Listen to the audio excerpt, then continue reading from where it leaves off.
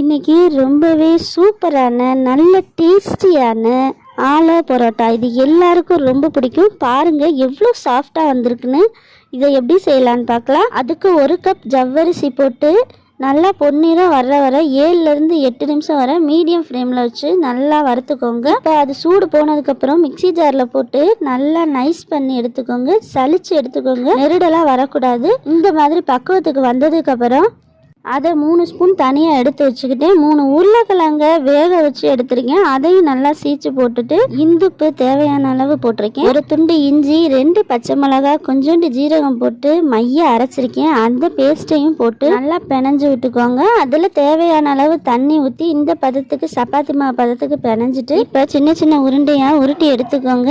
எனக்கு ஓரம்லாம் சரியாக வராததால் நான் ஒரு டிஃபன் பாக்ஸ் வச்சு சுற்றி உள்ளதை கட் பண்ணிவிட்டேன். இப்போ அழகாக நமக்கு ரவுண்ட் ஷேப் வந்துருச்சு. இதை நெய் விட்டு 2 பக்கட்டும் அடுப்பை சிம்மிலேயே வச்சு சூப்பராக வேக விட்டு எடுத்தீங்கன்னா நம்ம ஆலு பரோட்டா ரெடி. நீங்கள் கண்டிப்பாக வீட்டில் இதை ட்ரை பண்ணி பாருங்கள். எப்படி இருந்துச்சுன்னு கமெண்ட்டில் சொல்லுங்கள். தமிழச்சி யூடியூப் சேனலை சப்ஸ்கிரைப் பண்ணி வச்சுக்கோங்க. ஓகே, பாய்.